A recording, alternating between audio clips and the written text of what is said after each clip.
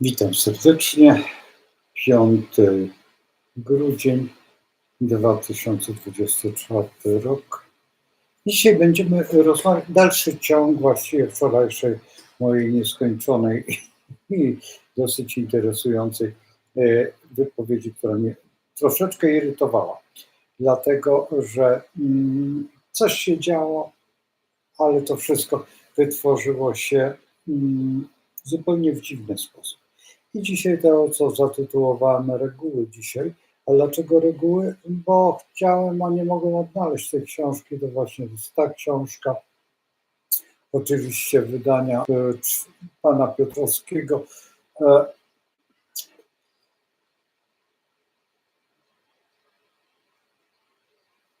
I to jest prawda, to co napisał tutaj sam o sobie. Odkryj nowe wymiary zapomnianej astrologii. To jest prawda. Nigdy nie widziałem żadnych tutaj, a dlaczego mówię o tym? Te osoby, które chcą się pobawić w astrologię taką historyczną, która czy jest warta zakupu tej książki, ja bym się zastanawiał bardzo. Ja ją mam, bo potrzebuję. Są tutaj historie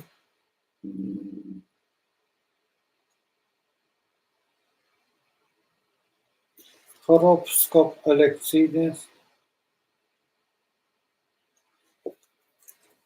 elekcyjne złożenia pozwu. Dla mnie, przepraszam, ale nie ma to wpływu. Znaczy tutaj ja bym nie brał tego pod uwagę, dlatego że po pierwsze, inne były czasy, gdzie indziej był Pluton, gdzie indziej był Neptun i inny świat, inne teorie, inna filozofia. Każda filozofia, my musimy brać pod uwagę w tej chwili to, co ja zwracam uwagę moim uczniom przede wszystkim i na wykładach swoich Carl Gustav Jung. To jest dziś. Kto będzie jutro, naprawdę nie wiem, bo może wypłynąć. I dzisiaj Carl Gustav Jung jestem, bo oczywiście, że można by było, ja byłem zafascynowany Freudem. Ale Freud odszedł w momencie, kiedy świat rozpoczął zupełnie inne działania. Kiedy nie był potrzebny egzorcysta, to Freud daje radę, ale kiedy jest potrzebny egzorcysta, to Carl Gustav Jung. Dlatego, że egzorcyzm dzisiaj jest, powiedzmy, że normalnością. Może komuś się to wydaje błędne, albo o czym Pan mówi, to proszę zwrócić uwagę, jakie istnieją szkoły rosyjskie, które balansują właśnie między magią, astrologią i korzystają z tego wszystkiego. To, co akurat karetka przejeżdżała, świetny moment, to doskonały, to ja to uwielbiam, to po prostu naprawdę przestrzeń pokazuje, na czym to polega, że to jest ważny temat. Od Dzierżyńskiego kiedyś wszedł do mongolskich zakonów i ukradł wszystkie zapiski, które były powtórzeniem Tybetu, bo Tybetańczycy wiedzieli o tym, po Amerykę i Amerykanie zrobili to samo z Indianami, chociażby Hopi czy jeszcze innymi, bo różni Indianie różnie klasyfikowali, ale pamiętajmy o tym, że ta kultura tamtejsza, autochtonów Ameryki, amerykańska, znaczy rdzennych Amerykanów, nie jest to kultura taka tępa, jakbyśmy chcieli, tak w tej chwili to, co cały czas mówię o aborygenach, którzy są, naprawdę jest to cywilizacja ogromna. Jeżeli oni potrafią po tych krokodylkach, po tych kropkach, po tym opowiedzieć właściwie i teraz bierzemy następnego aborygena i on to samo opowiada. I bierzemy następnego aborygena gdzieś tam coś, a Australia to jest kontynent. To nie jest, czyli są wszyscy wykształceni. Czyli mają jedność. Jeżeli weźmiemy Europejczyka, przypuśćmy Greka, chciałbym, żeby porozmawiał z Finem, bo Fin z Węgrem dogada się. My w miarę się dogadamy z Czechami, w miarę dogadamy się z Bułgarami, ale z Rumunami spróbujcie. Ale Francuz z Rumunami się dogada. Na tym małym kontynenciku, jakim jest Europa, rozmawiamy w różnych językach i te języki są w miarę skrajne. Faktem, że Polska ma bardzo dziwny język i to jest jeden z najstarszych języków na świecie i wyjątkowo trudny, to musimy brać pod uwagę. Następna sprawa, która jest, samo dogadywanie się. Ale wróćmy do wczorajszej dyskusji i teraz popatrzmy sobie to, co się dzieje w przestrzeni publicznej. No to już zakrawa o humor, ale ten humor jeszcze nie jest koniec tego humoru. Proszę pamiętać o tym, że teraz zaczną wypływać. Ja dzisiaj oglądałem takie sprawozdanie jakby tutaj o panu Hołowni. Teraz jestem ciekaw, co naszykuje, co będzie szykowane dla następnych kandydatów, którzy będą, jak będą szkalowani. No, pan Nawrocki już został lekko szkalowany, ale takimi głupotami, które nawet nie da się zweryfikować, ani nie da się tutaj no po prostu urealnić, bo jeżeli ktoś mówi o kimś, że kiedyś w młodości gdzieś tam sobie pracował, no to jest, no to co, że pracował? Młody człowiek wszędzie pracuje, gdzie się da. Znam kolegów, którzy pracowali na stacjach benzynowych i myli szyby, dzisiaj mają doktoraty i profesury. Mam kolegów, którzy jako, przypuśćmy, młode dzieciaki bawiły się w różne historie bardzo dziwne i dzisiaj są oczywiście jakimiś dyrektorami czy jakimiś działaczami poważnymi, a tutaj nagle przedsiębiorczość młodego człowieka, żeby to nie była przedsiębiorczość jakaś hańbiąca, a człowiek, który dzisiaj jest lansowany,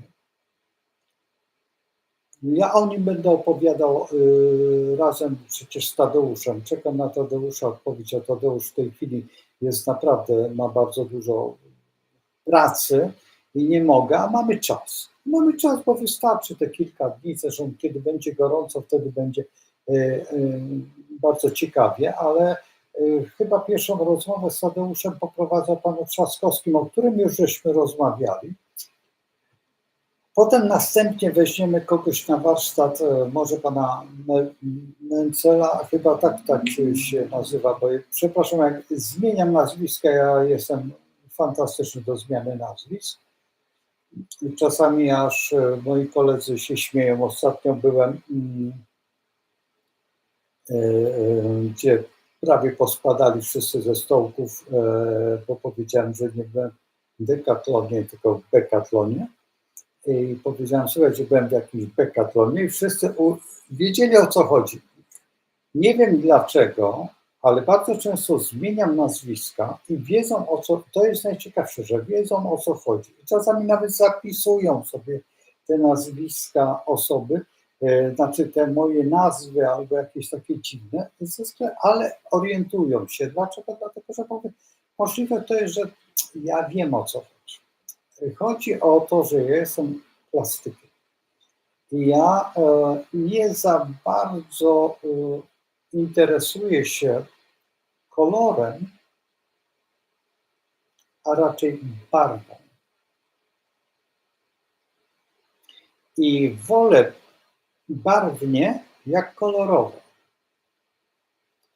Ja uważam, że Wajda zrobił przepiękny ten film, te sukienki tańczące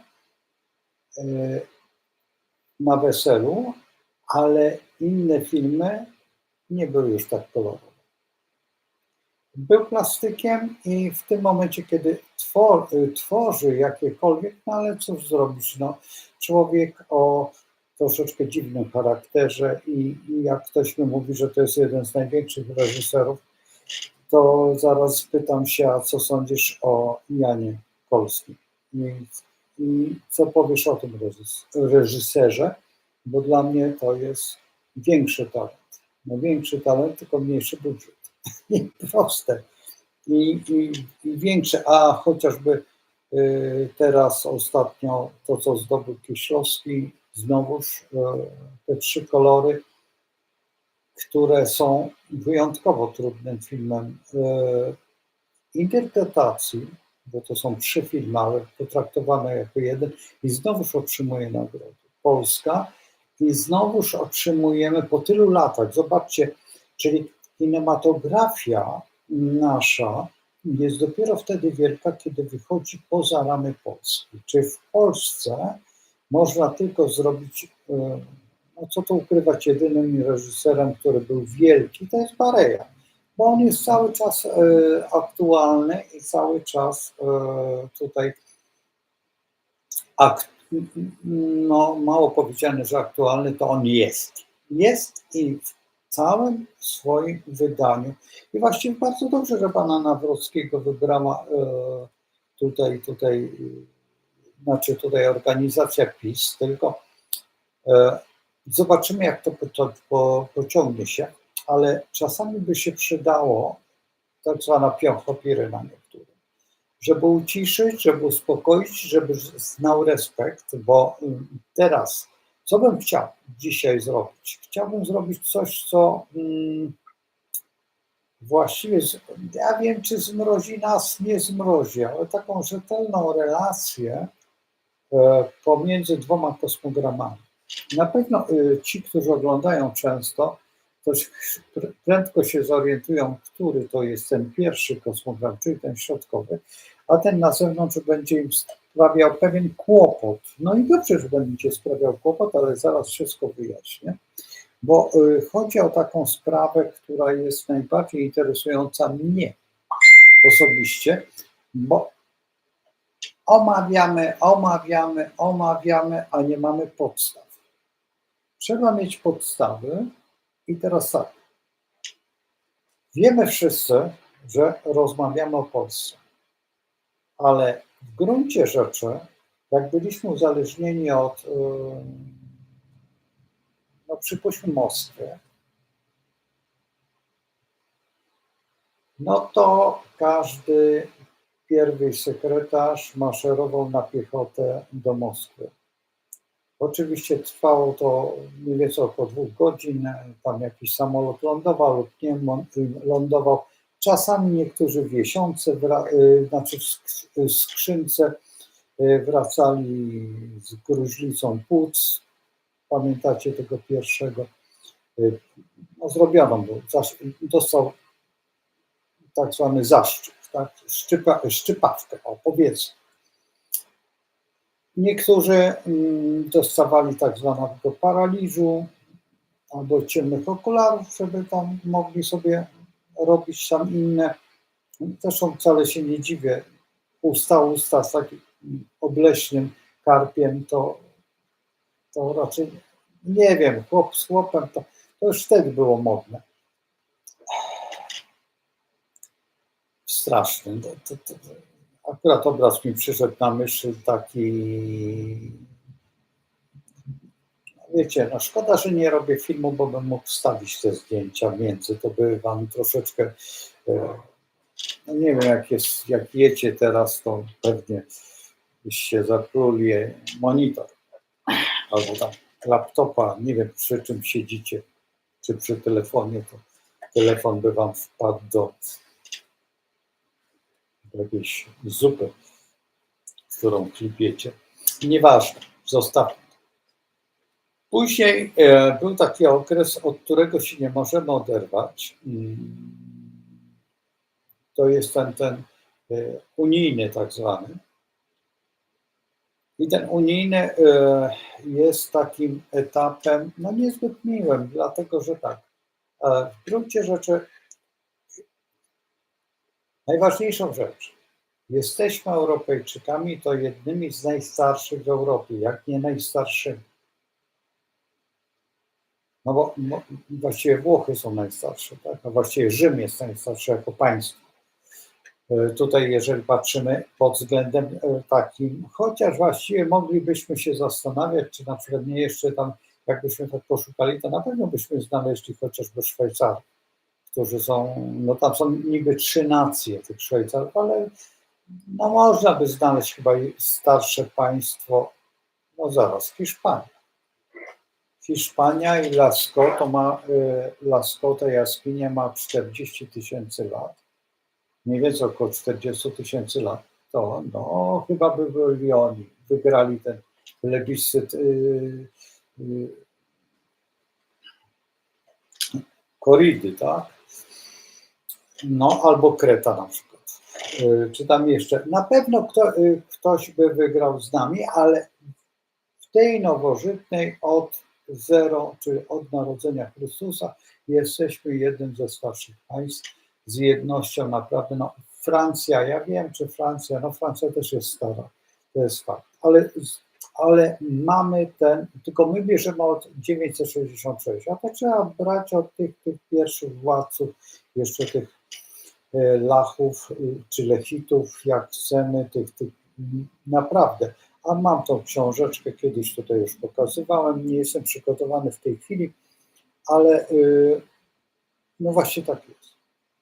I tutaj właściwie na ten temat nic nie ma, a powinniśmy zrobić nie tak, tylko zupełnie inaczej. I Unia jest stworzona takim, właściwie była stworzona po to, żeby się zjednoczyć. Każde państwo, każdy stan, na wzór Stanów Zjednoczonych.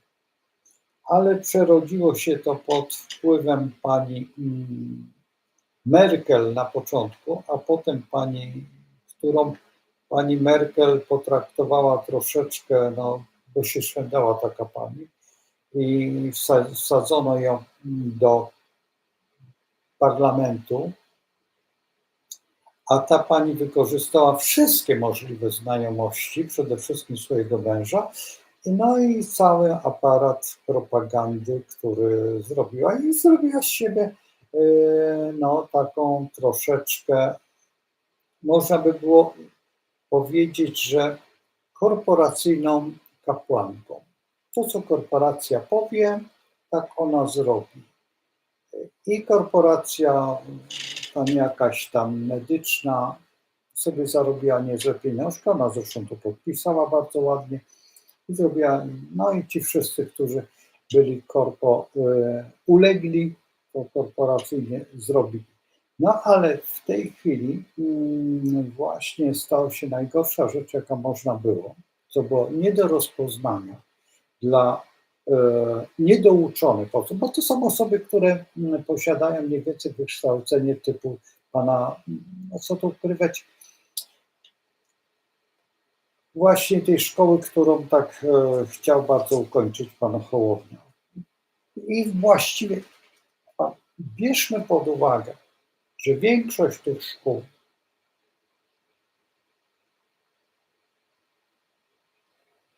stosują te same zasady. Ja poznałem szkołę, jedną z najlepszych szkół w Austrii. Szkoła bardzo prestiżowa, jeżeli chodzi w świecie twórczości. Oczywiście nie byłem uczestnikiem tej szkoły, bo po pierwsze mnie nie było stać, ale byłem tam zaproszony przez swojego profesora. I na czym to polegało? Polegało na tym, że uczniów było 15 w grupie. Grup było niedużo, chyba 10, czyli 150 uczniów rocznie. W różnych dziedzinach. Było malarstwo, była grafika, były tam jeszcze jakieś inne rzeczy, nawet nie wiem dokładnie. Niektóre rzeczy to mnie bardzo zastanawiały, po co oni tego uczą. Dzisiaj wiem, że to jest reklama.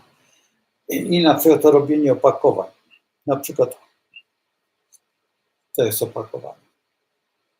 Kolorystyka, jak to wygląda, i to są studia, znaczy uczelnia typu, właściwie uczelnia typu doktorat, bo w Austrii nie ma innych uczelni jak tylko z doktoratem, przynajmniej te, które ja poznałem. I teraz na czym to polegało? Siadał mój profesor na krzesełku i koło studenci. I zaczynali rozmawiać o czymś. Ja na tyle niemieckiego znam, na tyle, że wiem, o czym jest mowa, ale o szczegółach to jest dalekie od prawdy, żebym wiedział, bo ja nie jestem akurat niemieckojęzyczny, ja szybciej pogadam po rosyjsku niż po niemiecku, no bo te lata szkoły, tak?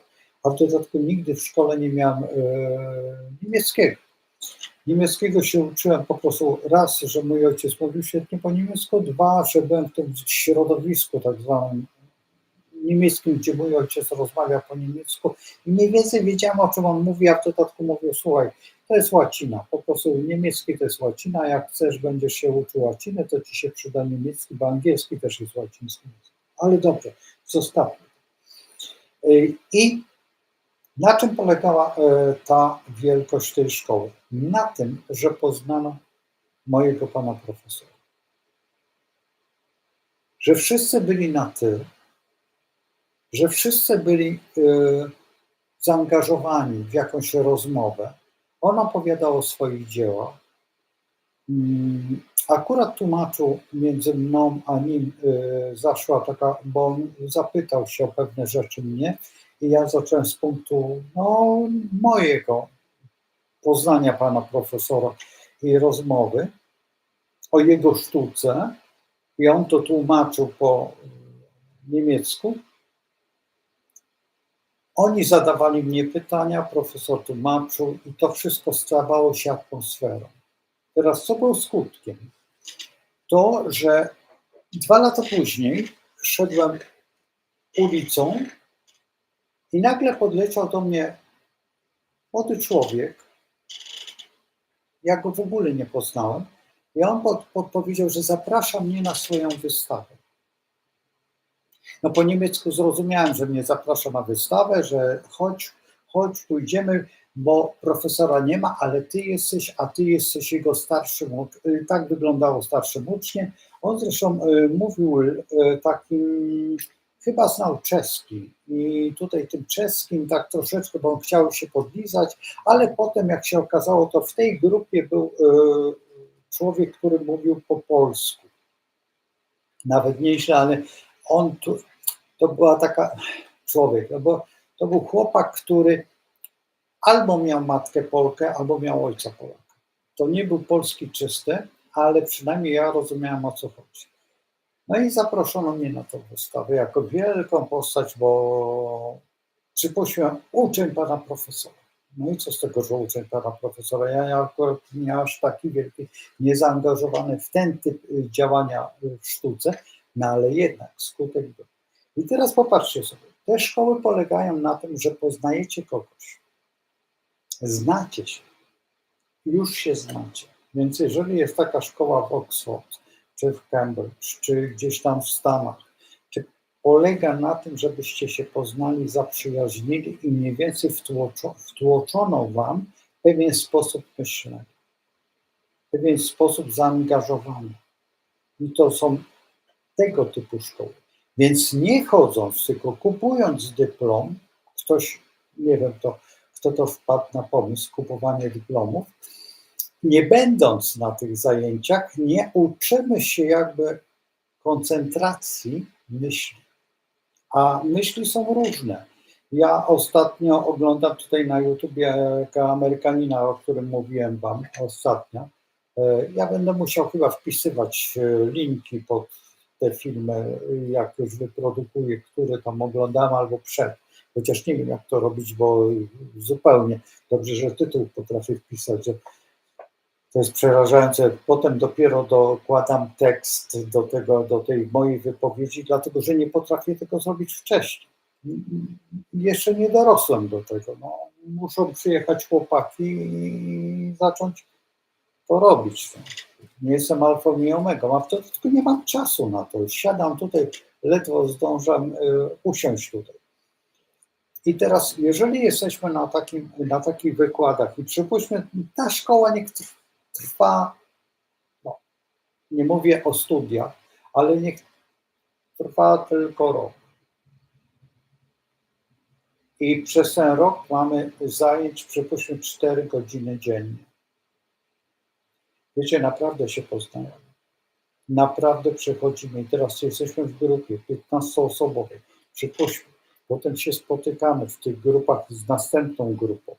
Potem są wykłady jakieś wspólne, te 150 osób. Potem następnie jest jakaś potańcówka czy jakiś bankiet. Przypuśćmy, że jest te 5 lat. 5 lat, tak? No, mimo to, że jesteśmy na rocznym, ale 5 lat, na przykład zjazd 5-letni, robimy co 5 lat, więc 2 lata w tą czy 5 lat w tył znamy ludzi. Możemy przyjechać, może ta szkoła, jeżeli istnieje 5 lat, tylko jeżeli istnieje 20 lat, to teraz po 100 osób, to zobaczcie jaka imprezka i wszyscy siadamy przy okrągłych stołach i każdy z rocznika tylko siedzi przy jednym stole, bo my się znamy wszyscy. I teraz zobaczcie, jaki się zamyka towarzystwo. Tak jest. I ja bym chciał, żeby Tadeusz opowiedział o tym, bo Tadeusz uczestniczył w takich szkołach, wielu, i jest wykładowcą na tych szkołach. I chciałbym go pociągnąć, jak to się mówi, za język. Ja nie wiem, czy on ma obejrzeć ten film, ale miejmy nadzieję, że nie, że przepuści ten film.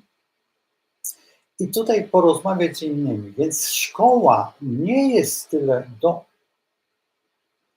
czegoś przekazania, co też jest pewną formą, bo już sama postać wykładowcy już jest pewną formą. Ale dlaczego? Dlatego, że wykładowca pisze książki. I te książki macie znać.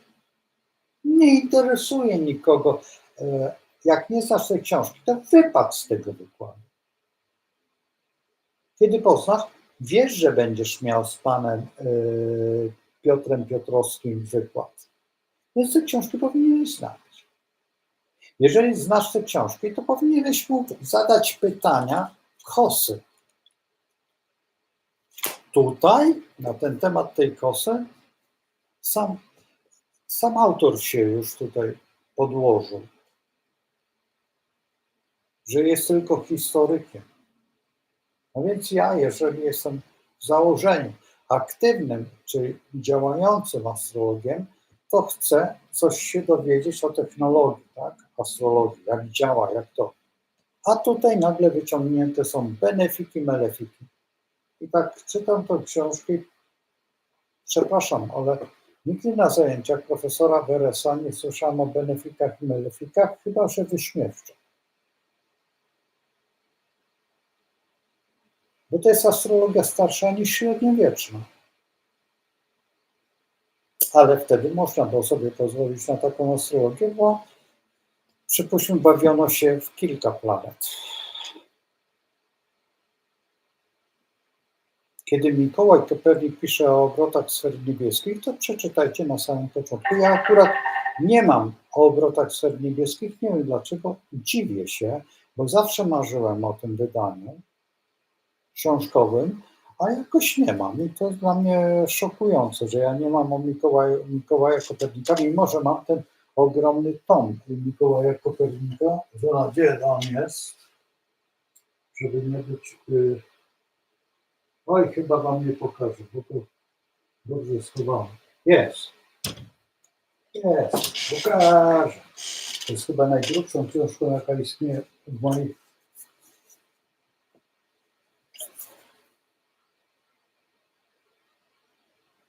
Możliwe, że tutaj powiem wam, że tak nie przejrzałem za bardzo tej książki, bo nie miałem czasu. Ja ją kupię. Jeszcze jedna jest taka gruba książka.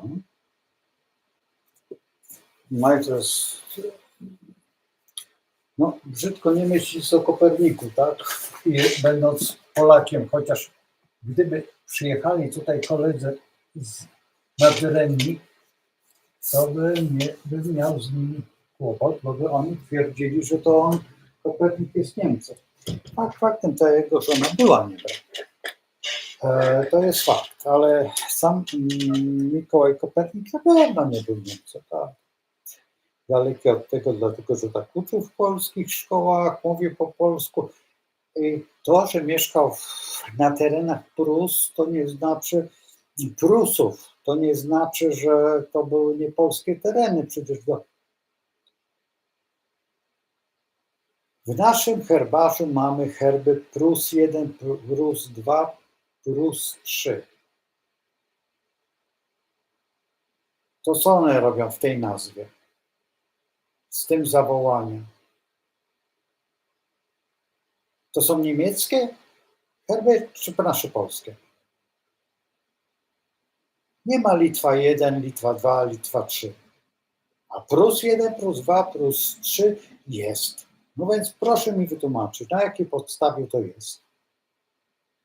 Gryfy też są. Gryfy są to kaszubskie, gdańskie, czy tam te kaszubskie. To są gryfy należą do nich. No więc też są. No to są kaszubskie. To są tam, gdzie byli. Zresztą Kaszubi odegrali ogromną rolę w bitwie pod Oliwą, chociażby. Naprawdę wielką rolę odegrali, to zasługi, ach jo. Dobrze, i teraz idziemy. I wolałbym, żeby ten pan to takie rzeczy robił, a nie tam takie jakieś. Zresztą robi, szuka, znajduje się w wielu książkach. Tutaj mam taką książkę też pana Piotrowskiego, która jest takim arcydziełem to jest chyba ta, jeżeli się, nie, to nie jest ta.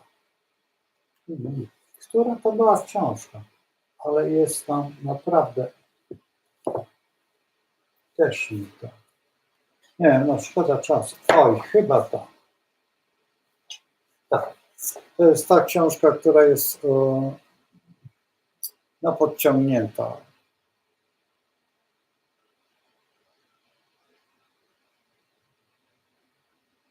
Bardzo interesująca pozycja, jeżeli chodzi o historię, ale pani Sylwia Konarska, Ziemnicka, wiele książek wydała.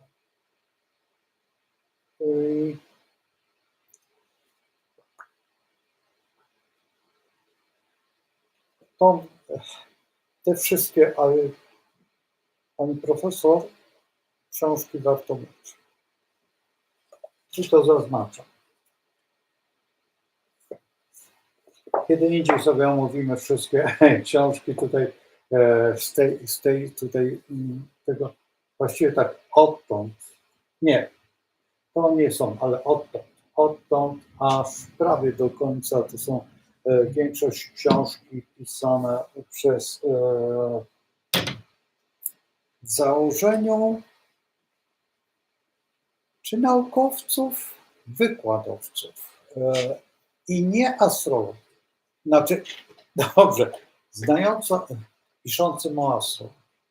Tak, wczoraj pokazywałem to o Gdańsku. I teraz o co chodzi? Chcę przejść, zaraz Państwu pokażę, co ja chcę zrobić i chcę, nie chcę tutaj Wam zawracać głowy. I to jest właśnie, to jest to, co mnie najbardziej interesuje. Mamy kosmograf. Rozpoznajecie, że kosmograf polski jest na zewnątrz i te osoby, które mają za mały ten monitor, to tłumaczę. Na zewnątrz są Stany Zjednoczone. Czyli tutaj mamy 16 kwiecień 966, godzina 11:42 i teraz musi tak być, że ascendent jest w Lwie, ascendent mamy dokładnie w Lwie, Dładzie Wodnika, a descendent jest w ostatniej Dładzie Barana i Słońce znajduje się w 10. domu, a nie w domu 9.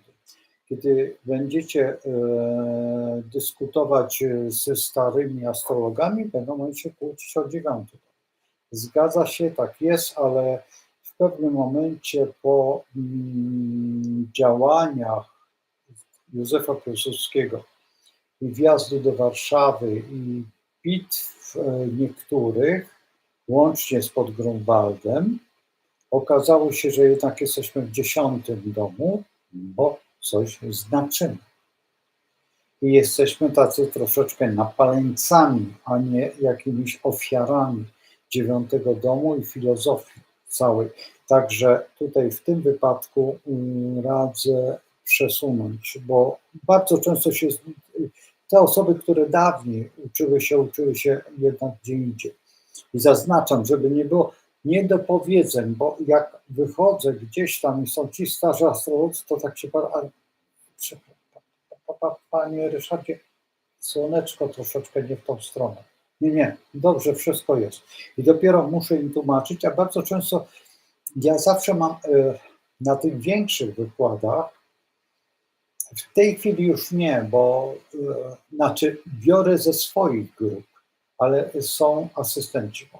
Zawsze mam asystentów koło siebie. Nawet w Łódzkim Domu Kultury też miałem Madzie, tutaj asystentkę, lub też Beatę jako asystenta, lub też jeszcze tam mam takiego chłopaka zaufanego z tamtego towarzystwa, który wiem, że nie to, że nie zrobi błędu, bo to nie chodzi o to, tylko wie, o czym mówię i naprawi. Coś się stanie, wiecie, ze sprzętem, z mikrofonem, z czymś tam. No lepiej, żeby ten asystent był. Po prostu panuje. Ja przez wiele lat tak panowałem przy profesorze Weresie i to dało mi bardzo duże doświadczenie. Także tutaj ta umiejętność jest dosyć ważna. Teraz tak, to zostawmy i teraz robimy coś takiego, że sobie przejdziemy do aspektów i omówimy aspekty. Można by tutaj omawiać, ale nie ma sensu tak omawiać, ponieważ jest to zbyt trudne. Wyobraźnia człowieka jest dziwna i mamy, tak, teraz tak, to co jest na górze, to są Stany Zjednoczone. To co jest na dole, tutaj w dół idziemy, w tą kreską, czy w pionie, to jest nasza ojczyzna Polska. Pomiędzy są aspekty, czyli aspekty na przykład Księżyc Polski ze Słońcem Stanów Zjednoczonych jest w kwinkunsie. To wygląda tak. Księżyc Polski jest tu i Stanów Zjednoczonych Słońce jest tu. Kwinkus 150 stopni. Z tego punktu od Księżyca wyruszamy do Stanów Zjednoczonych, do Słońca i budujemy sobie krechę. Oczywiście, że można by to. Ta kreska gdzieś tutaj jest zaznaczona, tylko przepraszam, ale ja nie będę jej szukał. Ja nie wiem, czy to jest ta. Nie wiem, która. Któraś z tych kresek jest tutaj. Na Basgrolona na pewno. I jest tu uwydatniona, chociaż tutaj nie wiem, coś mi tu. Tu bardziej widać Jowisza i to jest na pewno Jowisz. A gdzie jest Księżyc? Tutaj jest Księżyc. No więc Księżyc ze Słońcem. To chyba nie widzę tej kreski. A może jest. Trzeba by zobaczyć. Nie wiem, czy to jest. No musi być, bo chociaż kwinkusy mogą być tu niezaznaczone. Bo tak jak widzę, to tutaj są kwadratury na pewno, sekstyle są. Nie, ja po prostu jest to za mało, żeby tu widzieć. Dobrze, zostawmy to. I teraz będziemy sobie jechać. Możemy tak pojechać, ale ja wolę tak jechać, bo Polska i słońce Stanów Zjednoczonych.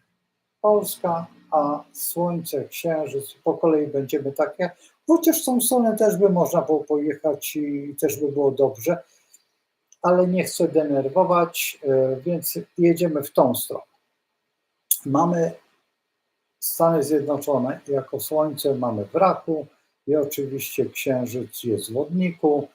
My pojechaliśmy tam ich wyzwalać, czyli nasze społeczeństwo, nasi dziadowie, nasi pradziadowie byli tam w Stanach Zjednoczonych i wyzwalali. To jest Puławski i Kościuszko. I jest Quinkus. Teraz tak, jak wyszli na tym, jak Zabocki na mydle. Kościuszko musiał uciekać do Szwecji, przecież on tam już głodował, chłopcy zegarmistrze dali mu pieniądze, a właściwie koledzy ze szkoły chorążych dali mu pieniądze na przeżycie i biedak tam przeżył sobie w tej Szwajcarii. Zresztą Polański też tak żył właściwie, bo uciekł ze Stanów za to, że jakaś dziewczynka go tam złapała za coś. Nie, on się nie mógł przyznać cienkim głosem, mówi, gdyby barytonem ryknął, to może by odpadł. No więc mamy w tym jakieś takie doświadczenia, przypuśćmy, pseudoerotyczne. Dobrze, jedziemy dalej.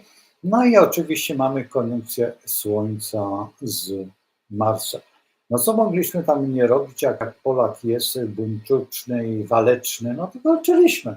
Dlatego szkoła ta główna amerykańska i te wszystkie główne miejsca Stanów Zjednoczonych są oparte o naszą budowę, o pentagram, ta szkoła w Teksasie też, nie pamiętam jak one się tam nazywają, ale ta jedna jest Puławskiego, a ta drugą stworzył Kościuszko. Wtedy on się wsławił wbiciem pali, bo tak jakby u nas nie było pali, że my ciągle budowaliśmy przecież ze szkoły. Najważniejsze to było pod Grunwaldem robienie tych pułapek na tą ciężką konną jazdę, tak? No więc budowali to przeważnie Litwini i te tatarskie, czyli ja nie pamiętam, oni mieli taką swoją lipki i lipki budowano, no takie zasieki budowano, to takie paliki na wprost, no i wtedy wpuszczono w maliny. Zresztą to mamy w bitwie pod Grunwaldem, wycofać wojska, niech oni się pokażą, a ci przywieźli te dwa miecze. To nie jest prawdą, to jest bzdura na kółkach, ale jak posłuchacie, ojej, on się nazywa, mówi na siebie Kasztelan, ale jak on miał? Nieważne, ale Kasztelan opowiada o tym, zapomniałem imienia nagle. Może ktoś tu pamięta, to niech napisze to imię, Kasztelan. I on opowiada o tym, bardzo mądrze opowiada ten chłopak, Jędrek Kasztelan, chyba Jędruś Kasztelan. Naprawdę człowiek ma ogromną wiedzę i to radzę posłuchać sobie na YouTubie, jak go możecie poznać, to poznajcie, jak go znacie, to pozdrówcie.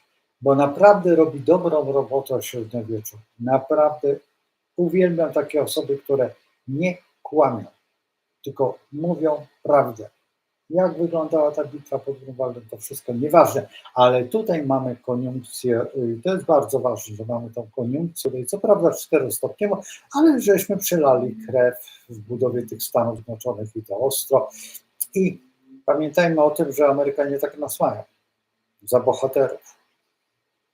Słuchajcie, najlepszy numer był na Westerplatte, jak przyjechał Bush i nagle staje na baczność i przed naszym żołnierzem, Westerplatczykiem, a on ma w klapie białą gwiazdę. I on się pytał Bush jego za co, on za miłe. Wiecie co, to tak jakby dostać nie w twarz, ale Polak tam Człowieku, ty w mundurze polskim, Polak, rodowity i walczyłeś tu na Westerplatte i cały czas byłeś w walce i byłeś tam?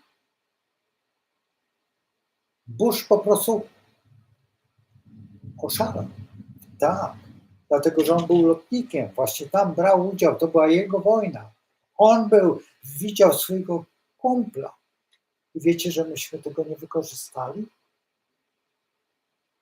To jest dopiero, przepraszam, ale chamstwo tamtych czasów. No, to były inne czasy. Jedyny porządny człowiek, którego znam, pan Żołnik, który nie podał Niemcom ręki. Znam go. Nawet wiem, gdzie jest jego grób tutaj, na Zarzewie. W Zarzewie, na cmentarzu Zarzewskim. Jestem grób. To jest jedyny człowiek, który był na Westerplatte i nie podał Niemcom ręki. Za co podał? I to powtórzył pan Cejrowski wtedy w rozmowie z tymi Niemcami. Oddajcie, a poddamy wam rękę. Oddajcie te wszystkie skradzione rzeczy. To są złodzieje od urodzenia. Nie tylko to nam ukradli. Za II wojny. Wcześniej też. Jedźcie do Lipska i zobaczcie, ile tam jest naszego. Dobra, ale tu się bawimy w Stany Zjednoczone, a nie w tam jakieś niemieckie porachunki z Niemcami, to się kiedy indziej rozliczymy, jak się będą rozdzielić. A wtedy każdego Niemca na dywanik i niech do Oświęcimia na piechotę. Tak odtąd.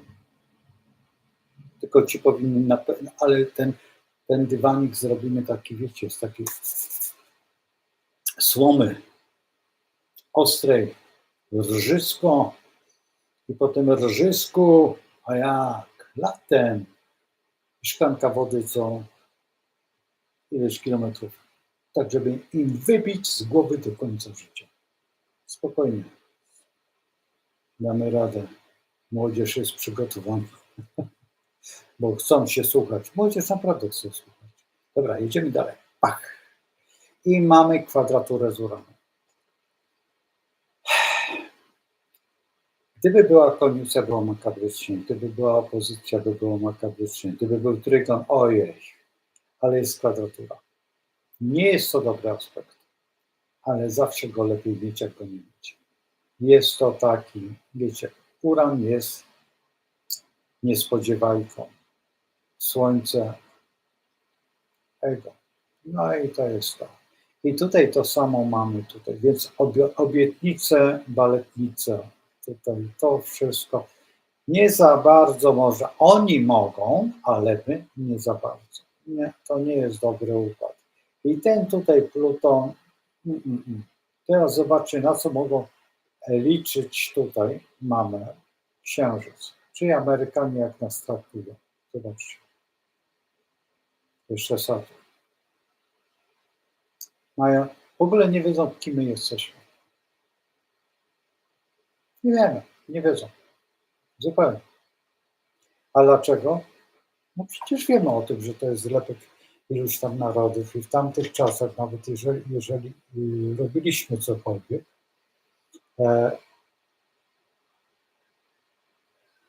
co oni robią? Nie wiem, czy słyszycie. O tej godzinie?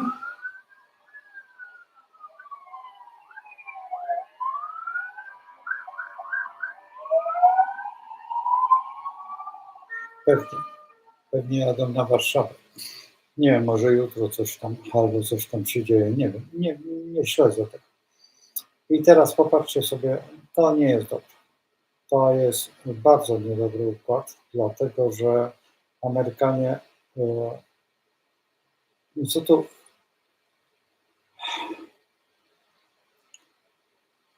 ci co pojechali tam, to pojechali ci, którzy byli bardziej, jak to się mówi, mądrzy, no to pojechali do Argentyny, no nie? I tam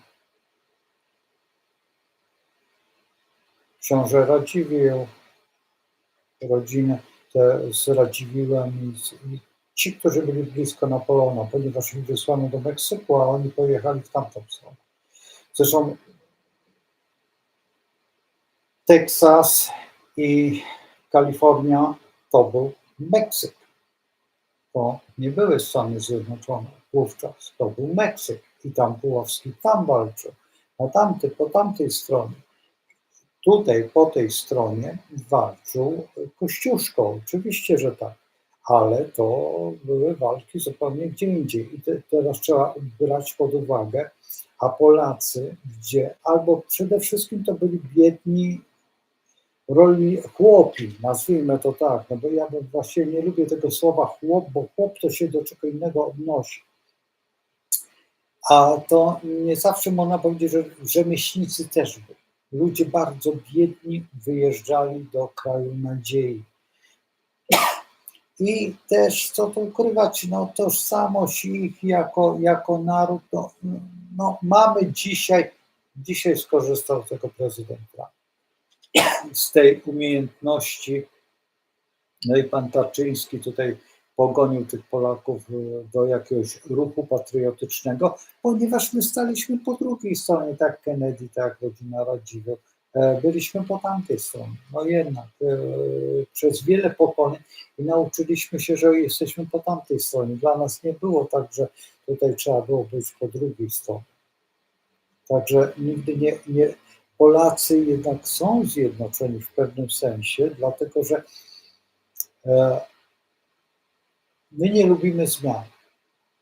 My jesteśmy starą historią i tak jak dziadek powiedział, tak my jesteśmy. A pamiętać trzeba, że przenosimy swoją jakby tolerancję, czy też działania od dziadków. Babcia powiedziała i tak będzie, i ja tak będę. I żeby nie wiem co, bo babcia drze się i koniec. I babcia potrafi nie dać kluseczek albo nie dać pierożków. I co będę potem przybierał? Nie będę głosował tak jak babcia. Zresztą z babcią wnuk idzie na wybory i wybieram. Babcia tłumaczy na kogo. Chyba że babcia jest albo mamusia jest trolem. No to wtedy jest kłopot, ale wtedy mamy wodę mineralną, bardzo dobra woda, taka trzaskowianka jest. Radzę nie popijać tej wody, bo można dostać obstrukcji, destrukcji, nie tylko jelita grubego. Także przechodzimy do dalszych form działania. No i oczywiście patrzymy na Merkurego. Macie, tutaj jest Wenus. No przecież ich kochamy nad życie, no przecież Boże, Amerykanie, to jest nasza wolność, to jest w ogóle wszystko, co możemy mieć. Merkury, to taka propaganda i tutaj Wenus.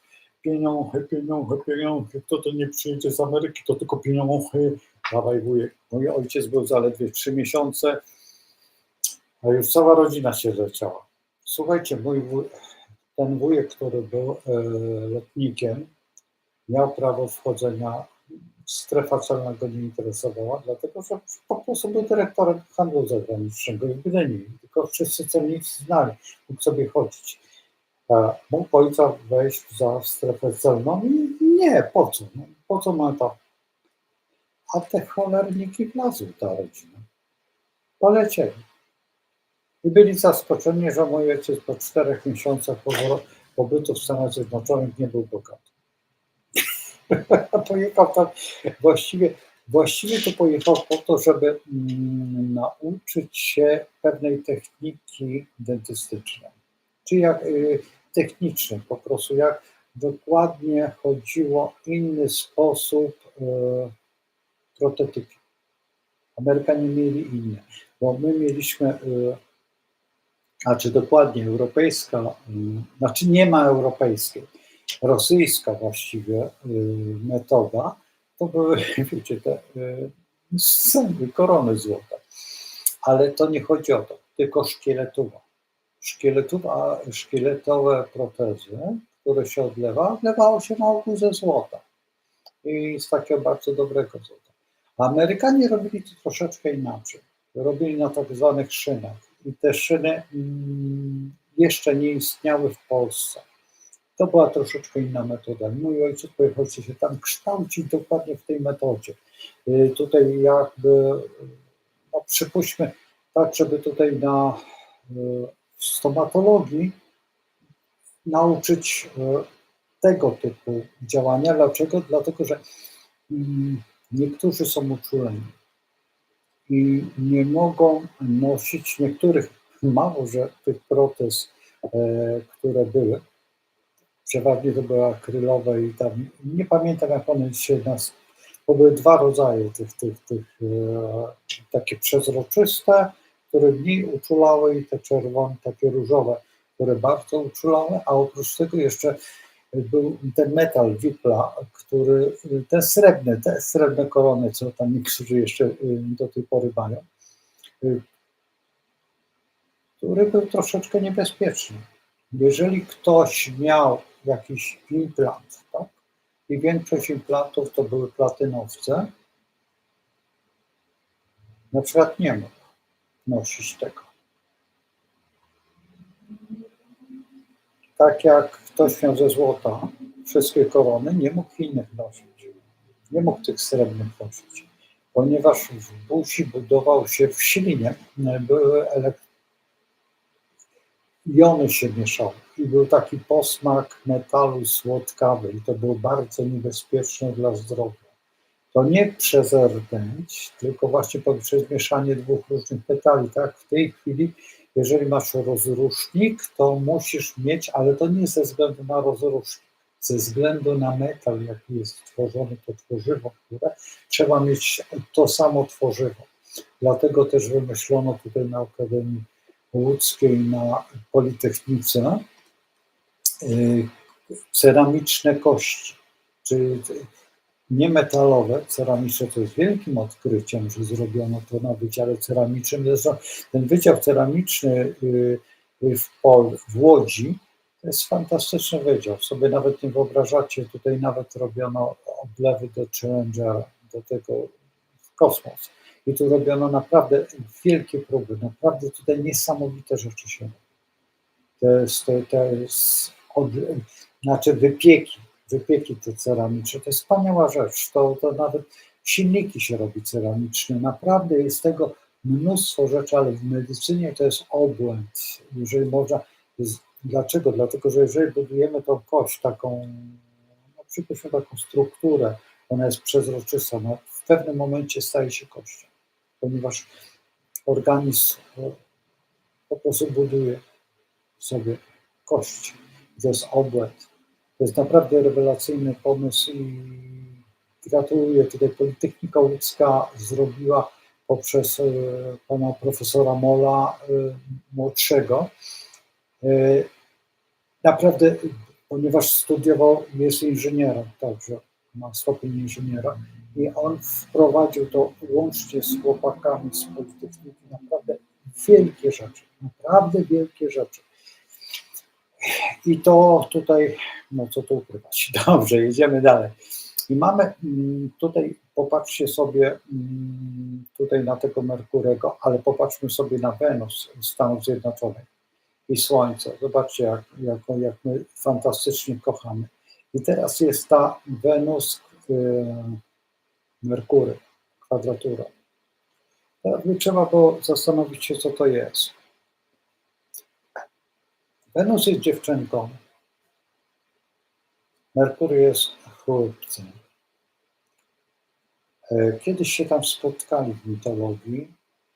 Jak możecie, to napiszcie, co z tego wyrosło. Jak wypączkowało to coś. Czyli co było owocem ich, no nazwijmy to, spółkowania. Może ktoś napisze,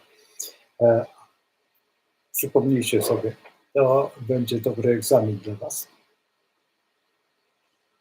Co było pomiędzy Merkurym a Wenus? No i właśnie z tego wyrosła kwadratura. Ani to jedno, ani to drugie. Dzisiaj, no właściwie, właśnie tutaj, nie wiem, czy już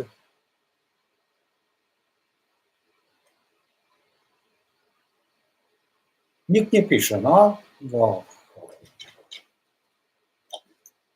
to nikt nie pamięta, co tam wyrosło z tego przez pączkowanie.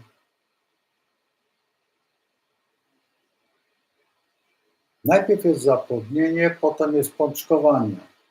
Może nie? No i co z tego wyrosło?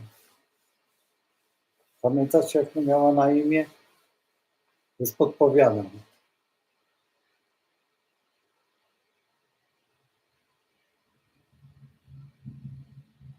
Śpiochy. No nie wierzę w to, że tam nikt nie wie, co tam wyrosło. Wikipedia.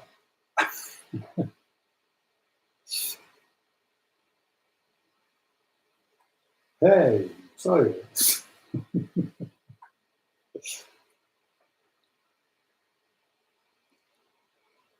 No piszcie, będzie mi miło. Dobrze, nie będę was męczał. Efemeryda. Ani chłopak, ani dziewucha. Nie wiadomo, co to jest. No i ta efemeryda. No i ta kwadratura jest tak. Z tym, że kwadratura jest taką możliwością pracy, tak? Ale to nie patrzmy. Efemeryda. I to jest taka efemeryda tutaj pomiędzy nami a nimi. Znaczy takie, no bo wiecie, no to jednak oni są anglosasami. No w pewnym sensie tak. To jest naród wielu. Ale mamy Wenus i Jowisz. I ta miłość kwitnie aż huczy. Ta miłość do Stanów Zjednoczonych Polaków, czy Amerykanów, no do Polek możliwe, że tak, to znacie ten film Amerykanin w Warszawie, czy tam jak to tam było.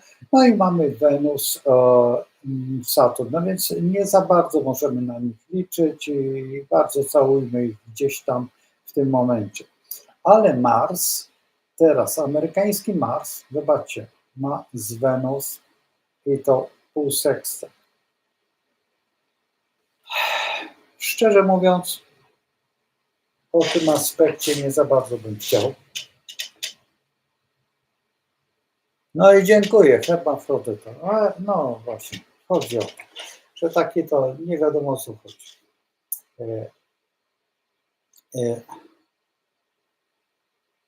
I wielkie dzięki. Kto to tam ma?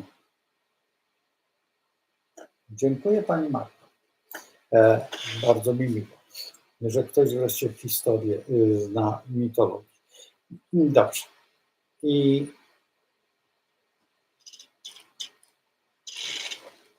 tutaj ten półsekstel pomiędzy Marsem a Wenus.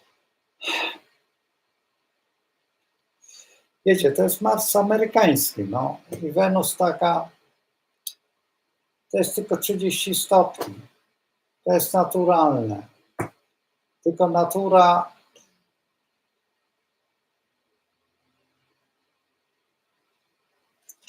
odpowiedzmy sobie inaczej. Ani podczas I wojny, ani podczas II wojny na terenie Polski ich niewielu było. I raczej nigdy tu nie będą, bo to, że są, to jest po prostu propaganda zwykła. Co oni tu robią? Ja ich widziałem na Placu Zamkowym. Jeden wyglądał, jakby miał 14 lat i uciekł z przedszkola. Następny wyglądał mniej więcej jak ten, który był tylko od niemowlaka jadł hamburgery, więc był bardzo duży, ale sprawność jego fizyczna, dobrze, że nie jechał po tych schodach ruchomych na trasie WZ, bo by chyba je zatrzymał w połowie, bo by biodrami po prostu tak pulchny. Potem następny tam był taki jakiś, potem był tam jeszcze jakiś, oni wszyscy byli tacy jacyś dziwni. No więc nie wiem jak dalej, bo nie widziałem ich, ale wiem, że ci, którzy byli tam, są w tych zagonach czołgowych pod Gniezdem, no to chłopaki,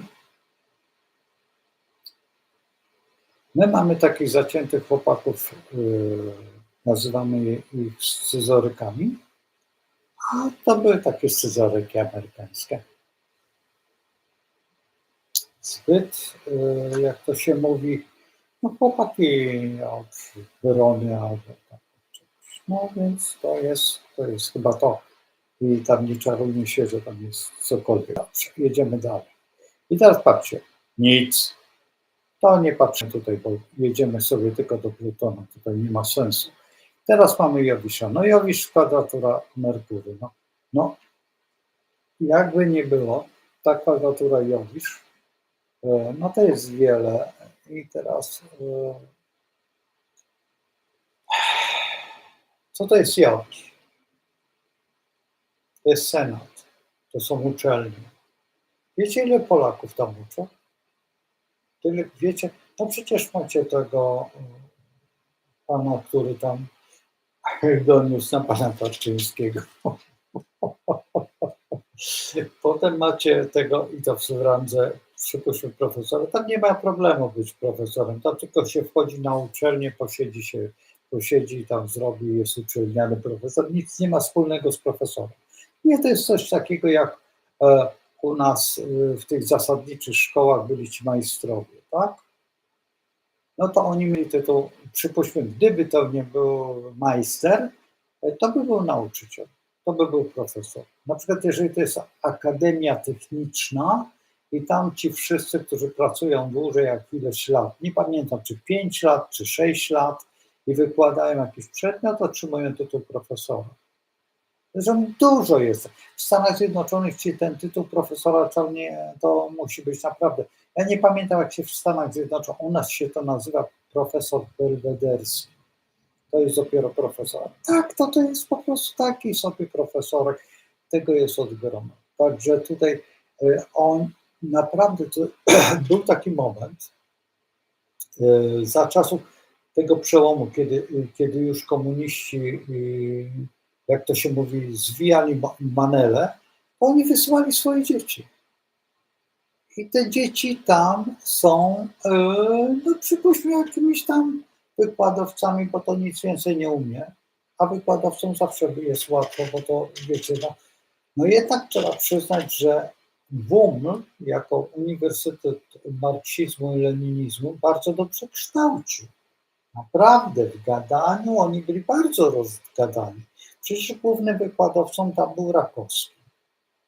To był przecież tej Trybuny Ludu redaktor. Jeszcze wcześniej Sokorski.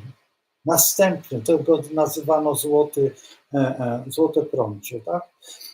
Potem był tam jeszcze mnóstwo było takich, ja już nie mówię takim językiem wulgarnym, bo powinienem tutaj walnąć tak kilka razy. Potem jeszcze tam było mnóstwo takich, przecież ci, którzy wykładali w tej wyborczej, to naprawdę oni nie podlegali jedynie cenzurze. I wszystkie ich, te wnuki, nie wnuki, no a jak się znalazł ten od Warszawy teraz? No przecież to była ta sama metoda wyjeżdżania. Oni mieli carte blanche i oni wyjeżdżali.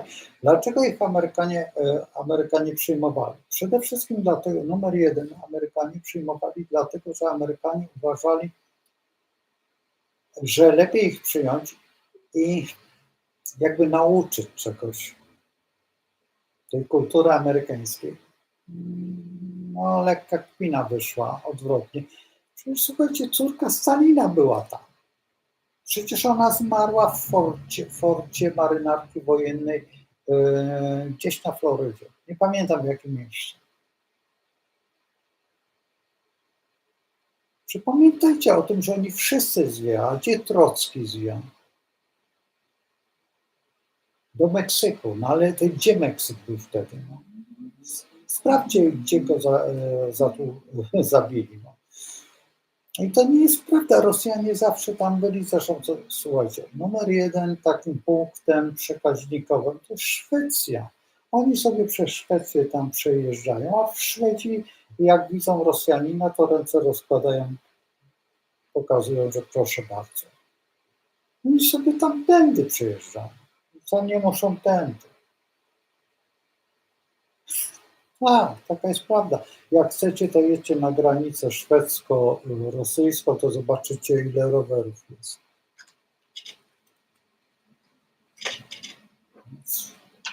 Patrzcie na to. Więc to nie jest tak, że oni nie mają. Zresztą ja będąc w Rosji, tutaj w tej oblasti kaliningradzkiej, nie wszędzie byli ci moi znajomi Rosjanie. Byli w Anglii, w Hiszpanii byli, no i gdzie oni nie byli. W Australii, a tu wujek, a tutaj ciotka, a tam stryjek, albo tam jeszcze coś. Dobrze, jedziemy dalej. Mamy tutaj tego Jowisza. Ojej, która godzina? Oj, mamy mało czasu. Dobra, będę się śpieszył. Mamy koniunkcję z Marsem. Jowisza z Marsem?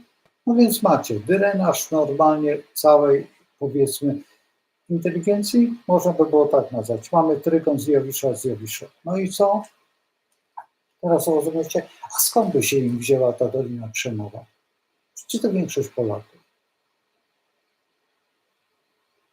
A Atari z Piotrkowskiej, jeżeli dobrze pamiętam, nie z Piotrkowskiej, z Przybyszewskiego chyba, ulicy. Niedawno rozmawiałem z chłopakiem, który właśnie znał ich osobiście. No i teraz zobaczcie, jak to jest. To Wrangler był z Piotrkowskiej ulicy. No, macie. I to jest drenaż, po prostu ten Jowisz to jest drenaż. Ktoś, i to jest najgorsze, że Jowisz jest pajacem historii. I teraz jeżeli macie takiego kogoś, kto wyjeżdża z Jowisza, pajac się zawsze, jak to się mówi, no nie? Ja? Ale no, on już jest Amerykanian, on już 2 dni tam był, a już zaczyna mówić, tak jak ta dziewczynka, która teraz jest taka modna. Ona dollars. A co ona jest? Czy ona jest ładna? Ona wygląda jak po, przepraszam, ale po przebytym spółkowaniu z bokserem. No dla mnie to jest ewenement czegokolwiek. A to, co ona reprezentuje, no wybaczcie, no ale nie reprezentuje dla mnie nic wielkiego. To już te 2 dziewczyny, które prowadzą te 2 blogi, ten jeden blog taki polityczny i druga też taki polityczny, są dla mnie ładniejsze, bo coś reprezentuje i ładnie mówią po pierwsze. Ta jedna jest od pachnidełek, z tatą, który jest od roślin, a druga dziewczyna, nie wiem skąd ona jest, mówi fantastycznie, naprawdę robi sprawozdania codziennie, taka ciemna dziewczyna, naprawdę ją bardzo lubię i uważam ją za bardzo fajną dziewczynę. I chętniej bym poszedł z tymi 2 dziewczynami na jakiś bal, bo bym miał z czym, a z tym takim dolarz, no nie. Nie wiem, czy ona by ze mną poszła na hamburgera, jakbym ją zaprosił. A jakbym tamte dziewczyny zaprosił, to by zaprosił. Wiecie gdzie? Do Dubaju. I hamburgera z wołowiną w złocie. Ona o tym nie mówi. A to jest dopiero hamburger. W prawdziwym złocie z płatkami to się je. Ale to jest takie, wiecie co, słoma z butów wystaje. No i widać to jak, nie wiem, no trudno. Idziemy dalej, brak czasu. Jowisza mamy z głowy, ale mamy za to Saturna. No zobaczcie, Saturn z Księżycem. I buju, no nie? Saturn lubi bujać. Saturn jest czasem. Jak mamy Amerykanina, to stół się ugina. A on biedny tam ma 2 hektary, ale w doniczkach.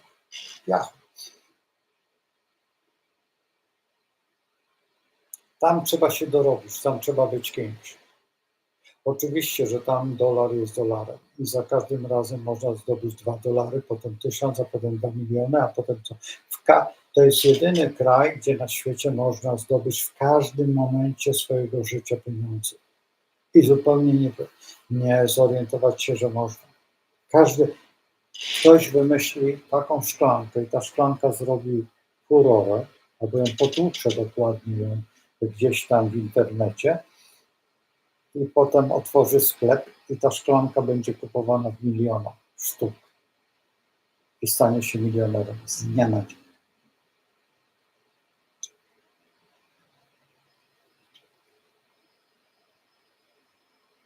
To jest jedyny kraj, gdzie nie ma ograniczeń finansowych. Nikt nikogo, tam się milionerów kocha. Tam się z milionerem chce człowiek zadawać. I jeżeli ktoś ma jakikolwiek talent, to właśnie to jest jedyny kraj, gdzie otwiera właśnie talent. To jest właśnie ten czas, ten sam. I Polacy korzystają z tego. Naprawdę, Polaków jest bardzo dużo i bardzo bogatych. Bardzo bogatych. I Polacy szybko dochodzą, tylko jest jedna zasada. Nie po tej stronie Nowego Jorku, tylko trzeba pojechać na tamtą stronę. Tamta strona daje większy efekt. Taką granicą jest Teksas. Tak idzie linia Teksasu aż do Kanady, ten wielki rów, to trzeba przepchnąć ten wielki rów. Tam jest lepiej. Tam ci Polacy więcej, do większych dochodzą apanarzy. Z tego skorzystał dziadek pana prezydenta Trumpa. Wyjechał na tamtą stronę, bo wyjechał na Alaskę i zrobił tam ogromne pieniądze na tartaku. Ponieważ podejrzewam, że był tak jak wszyscy Niemcy w tamtych czasach, większość świetnie umiała rżnąć dechy i budować jakby z desek domy i to wszystko, a Ameryka potrzebuje dużo desek, no więc zajął się tym piłowaniem, czy tartak utworzył. No i zrobił pieniądze, nie ma problemu. Amerykanie, takie inaczej, nie rdzenny Amerykanin, ale Amerykanie ogólnie rzecz biorąc, nie są zbyt lotni. To nie jest naród lotny. Teraz jedziemy dalej. Saturn-Uran. No Saturn-Uran to jest naprawdę dosyć niebezpieczna sprawa. I teraz mamy tutaj Neptun-Konjunkcja. To też jest bardzo niebezpieczna sprawa. I tutaj ten Pluton. Ja nie chcę o tym mówić, ale to mi się nie podoba. To jest właśnie to. I to jest wykorzystywanie nas. I zwróćcie uwagę, że mimo to, że Polacy byli po tamtej stronie, po amerykańskiej stronie, jakoś tak nie gloryfikują nas. Tak Anglicy, w ogóle Anglosasi nie gloryfikują nas. To ludzie wiedzą, że my byliśmy, że my mamy swoją mundurę, że mówimy w jednym języku, że to, że tamto. Macie dokładnie to. Jak nie pamiętam, których to było lata, ale nasi lotnicy pojechali do Egiptu latać. W Izraelu przecież wtedy... Nie, dobrze? Nie, odwrotnie. W Izraelu nasi lotnicy, w Izraelu lotnicy latali tymi samolotami i Arabowie się zastanawiali, co to jest za język, co to jest za szef. Nie mogli go rozwiązać. Okazało się, że wszyscy piloci są Polakami. I teraz zrozumcie, że my braliśmy wszędzie udział jako Polacy, ale właśnie czasami my zmieniamy jakby tożsamość. Co tu ukrywać, Polska jest krajem wielu narodów. To nie jest tak, że my jesteśmy jednym narodem. W gruncie rzeczy. Tutaj mieszkają Holendrzy, tu mieszkają Grecy, tu mieszkają Francuzi, tu mieszkają Belgowie, tu mieszkają Niemcy. I teraz, jeżeli bierzemy Niemców, to oni się przeprowadzają do Niemiec, no to oni się stają Niemcami. To nie tak Prusowie się przenieśli tam, ci, którzy byli ewangelikami, to większość uważa, że tak, że oni są Niemcami. Ale niektórzy byli katolikami, oni uważają się katolikami, a też bardzo dużo Prusów, którzy są ewangelikami, uważają, że są Polakami, ponieważ mają te herby swoje. Plus 1, plus 2 i plus 3, o których mówiłem wcześniej. I to jest ten efekt. I tak samo jest w tych Stanach Zjednoczonych. Także tutaj trzeba się mocno mocno zastanowić, jak to wygląda. Teraz pojedziemy sobie dalej, byle szybko, bo kiedy indziej to sobie dokończymy i to zrobimy tak bardzo ładnie. Mamy Neptuna. No słuchajcie, no Neptun w Trygonie i z Wenus. No to jest takie, przecież Wenus jest wyższą oktawą, przepraszam, Neptun jest wyższą oktawą Wenus, więc to jest takie lizanie loda za szybą, przez szybę. To jest iluzja do kwadratu. No i mamy następną kwadraturę, no co tu ukrywać, Pluto, Słońce. No. To nie jest dobre ustawienie. To jest robocze ustawienie, no ale kto nas wystawi do roboty? I tutaj macie Plutona w Saturnie, bo to jest następne. To jest prawie to samo, co to. To jest zahamowanie wszystkiego. To jest hamulec. I ten hamulec stoi po naszej stronie. My nie potrafimy rozwiązywać tych, także widzicie, jak to wygląda. W rzeczywistości no nie jest to dobra relacja. Mimo to, że to jest, że braliśmy w tym udział, ta relacja jest miła, wszystko w porządku, ale jednak są pewne. Teraz trzeba, co ułatwia tej relacji.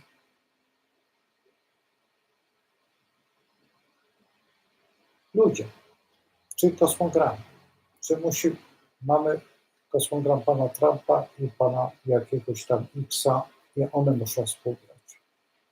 Dlatego też pan Tusk robi teraz taką działanie przeciwko panu Trumpowi. No, jeżeli pan Tusk zrobi przeciwko panu Trumpowi, to pan Trump się tak zdenerwuje, że Polska po prostu nie będzie istnieć. Rozbiór Polski jest zawsze gotowy. Zawsze jest gotowy. Wszyscy chcą Polskę. Francuz też chce Polskę, już miał. Przez co zostawił tu swoich kasztelanów, nie kasztelanów swoich. Tutaj bardzo dużo Francuzów mieszka. Nawet sobie nie wyobrażacie, tylko po prostu spolonizowali się. Niemców? Przypomnijcie, zapytajcie się swoich dziadków, jak było. Jak pani przyszła w 1939, 1 września, a właściwie 2, i zapytała się, słuchajcie, podajcie obywatelstwa. 50% było Niemców w klasie. Wiecie, ile Polaków? 20. A dalej? Różny naród. Belgowie, Holendrzy, Czesi, czasami Francuzi. A były też miasta, gdzie w ogóle nie było Polaków w szkole. Nie jednego. Tylko Niemcy i Żydzi. Dużo było takich miast.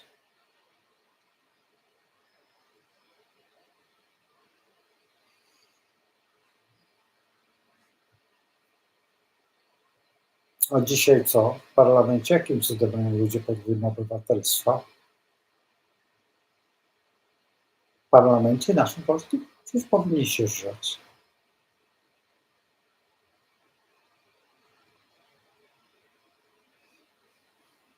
Więc macie odpowiedź.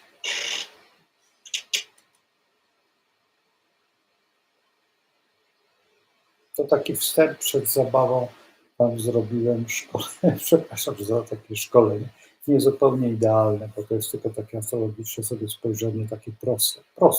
Bo normalnie można by było każdy aspekt omówić, ale to jest przynajmniej 2 godziny na każdy aspekt. Na każdy aspekt, bo trzeba by z tej strony spojrzeć, z tej strony, potem spojrzeć historycznie, tak, na każdy aspekt, żeby to można było po co. Nie ma sensu, po co ja będę 2 godziny gadał o każdym aspekcie, to zobaczcie, ile tego jest, tych robali. Tak. zatrzymajcie sobie to wideo i policzcie sobie, no to będziecie liczyć. Raz, dwa, trzy, cztery, pięć, 6, 7, 8, 9, 10, 11 i co? 11 i tak po 2 godziny, to zobaczycie. Życia wam nie starczy. No więc chcecie, to się bawcie. Ja pokazałem wam, jak to wygląda i dopiero na podstawie tej będziemy mogli budować cokolwiek, bo to trzeba wiedzieć. Gdzie są słabe punkty, a gdzie są mądre punkty. Jowisz pokazał wiele. Jest do roboty. Jest ta kwadratura, jest tutaj. Ten Jowisz amerykański, ten amerykański Jowisz jest zaatakowany przez Merkurego i możemy się dogadać. Teraz gdzie jest polski Jowisz? Jest w trygonie do Wenus, czy możemy od nich liczyć na jakieś pożyczki? Mamy Jowisza z Jowiszem, to jest wspaniała rzecz, ale trygon jest nienaruszony. No co z tego, że mamy tam paradę? Polską, naszą paradę Puławskiego. To jeszcze za mało. Za mało. To trzeba naprawdę mieć człowieka, który wydusi od nich to, że oni nie wiem w ilu procentach są, bo mówimy o 2 milionach czy 3 milionów Polaków. Bzdura na półkach jest 2 razy więcej albo 6 razy więcej. Co mamy policzonych tych, którzy wyjeżdżali wtedy jeszcze na żaglowcach?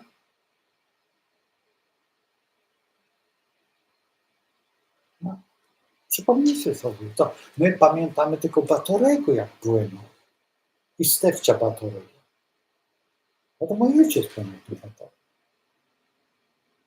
I góral Czecinierza albo grane tutaj, a jakże i połowa chłopaków do wody z powrotem, a potem ich tam wrzucano z powrotem na ten statek.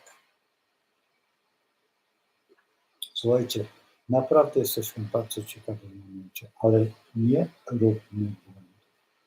Nie róbmy błędów. No i co tu ukrywać? Słuchajcie, trzymajcie się, jest prawie 1,5 godziny, więc Matka Boska Częstochowska chroni.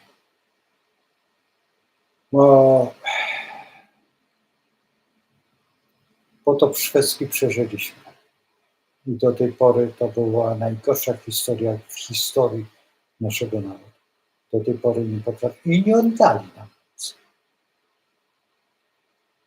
Te śmierdzące śledzie kiszone. Nie oddali nam nic. Zakisili.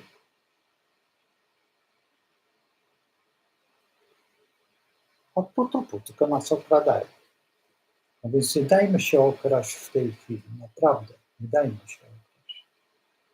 Bo jeżeli się damy okraść, to już naprawdę nasze wnuki nie będą już miały siły, dlatego że już będą tak już są prane umysły dzieciaków. Już są prane od wielu lat. Już mój umysł, te moje roczniki już są, a ja jestem 50 lat. Więc te umysły już są sprane. Co prawda w inną stronę, bo w sowietyzmu, ale to jest bez różnicy. Tu jest gwiazda i tu jest gwiazda. Tu są gwiazdki. Takie, nie, sporo tych gwiazdek. Dookoła.